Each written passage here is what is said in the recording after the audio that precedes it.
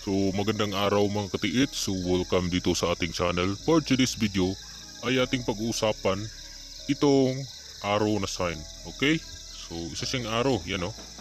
So bago tayo magsimula ay huwag niyong kalimutang subscribe at paki-like and hit the notification bell mga katiits, para updated kayo sa ating mga decoding and analysis about sa mga sign na nakalagay dito sa mga area natin sa Pilipinas. Okay? So itong mga sign na ito ay ginawa ng mga Hapon during the World War II. So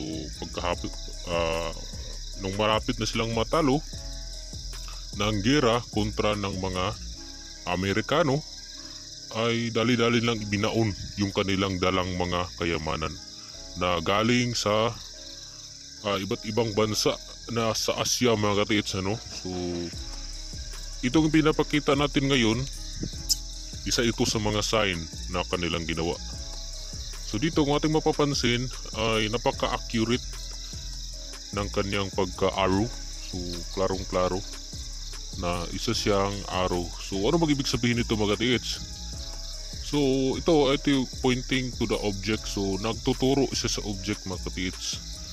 So yung nag-send dito ay hindi na sinabi kung kinalalagyan ba nito ay isang bato. Tansya natin mga katiits ay nakalagay ito sa bato. Yan o, mapapansin natin yung kanyang kinalalagyan ay napakasulido. So bato itong nilagyan nito. So inukit siya mga katiits, So dito, itong sign na ito, usually distansya talaga ito papatungo doon sa object. Okay? So nasa malayo. So dito ay ating ibabahagi sa inyo yung pagsukat ng distansya galing dito sa sign na ito patungo sa unahan. Kasi kapag ganitong sign, yan o, pansin yan, dito sa unahan is ito ay pointing to treasure. So pointing to treasure, so ibig sabihin na yung sign nakalagay siya sa distansya na mayroong sukat. So dito mga katiits, ang sukat dito ay hindi katulad doon sa ibang sign. Kasi dalawa yung kanyang arrow point. Yan o, itong gilid.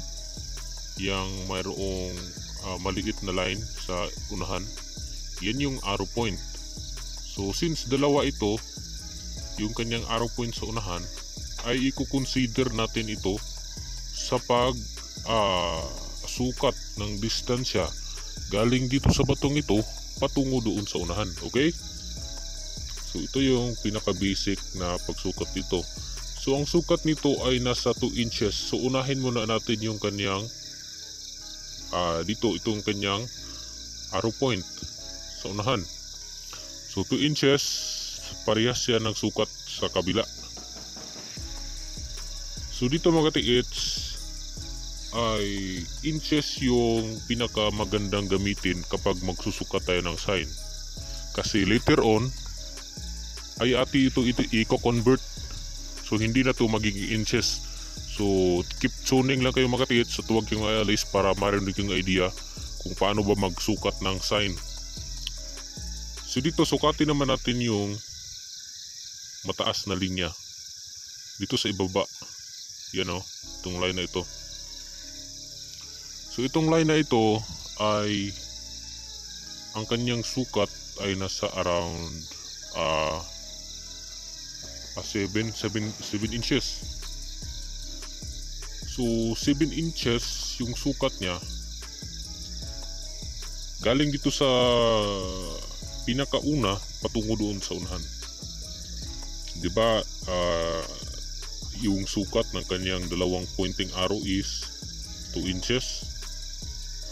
Parehas na 2 inches, tapos dito sa kababa is 7 inches. So ang conversion nito is meters. So from inches into meters. So 7 inches is equal to 7 meters. So itong 2 inches ay magiging 2 meters. Okay? So yan yung sukat galing dito sa sign na ito patungo sa unahan. So dito mga katiits, at itong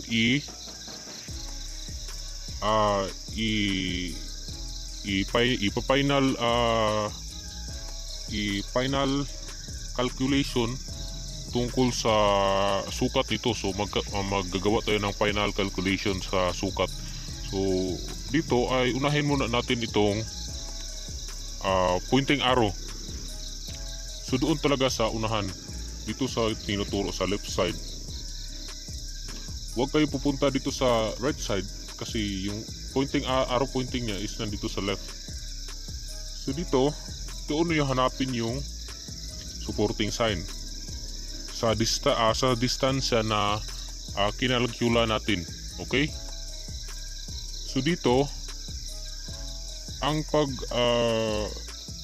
pagkalkula nito mga katiits is atin yung idagdag yung lahat ng sign. Di ba mayroon yung 7 inches tapos dalawang 2 inches. So magiging 12 inches na siya, di ba? So 12 inches is converted to 12 meters.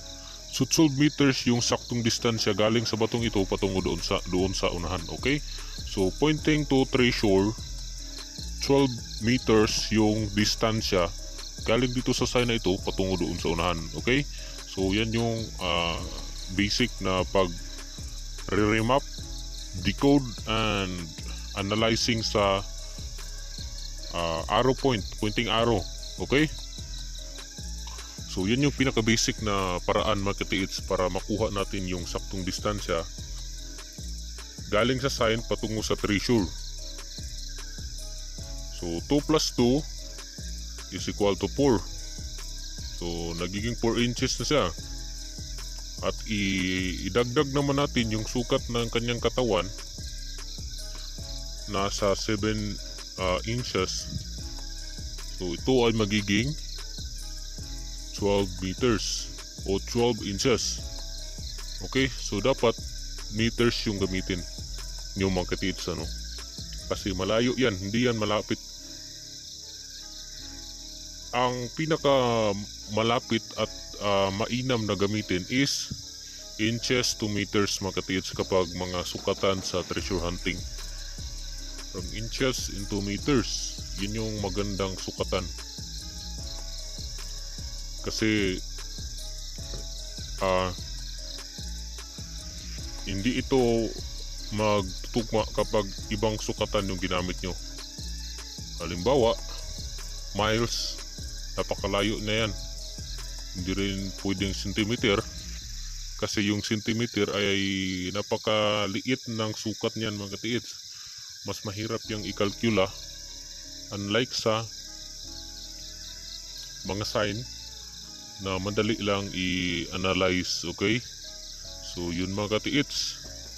So I hope na meron kayong natutunan about sa mga sign na ating babahagi. So ito yung pointing arrow. So napakaganda nito, marami pa tayong sign na ibabahagi sa inyo. So huwag nyo lang kalimutan mag-subscribe and like, hit the notification bell para ma-update kayo mga katiits kapag mayroon tayong bagong upload tungkol sa mga sign na nakalagay dito. Okay, so isang napakagandang decoding yung ginawa natin sa araw na ito. Napakagandang sign ito, ayan o, arrow. Napakaklaro, mayroon pa siyang matulis na bagay sa unahan. So inukit to mga katiits, meron silang kagamitan na ginamit ito para makaukit.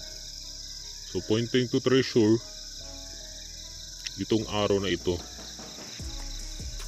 Okay, so yun lang at maraming salamat sa inyong panonood.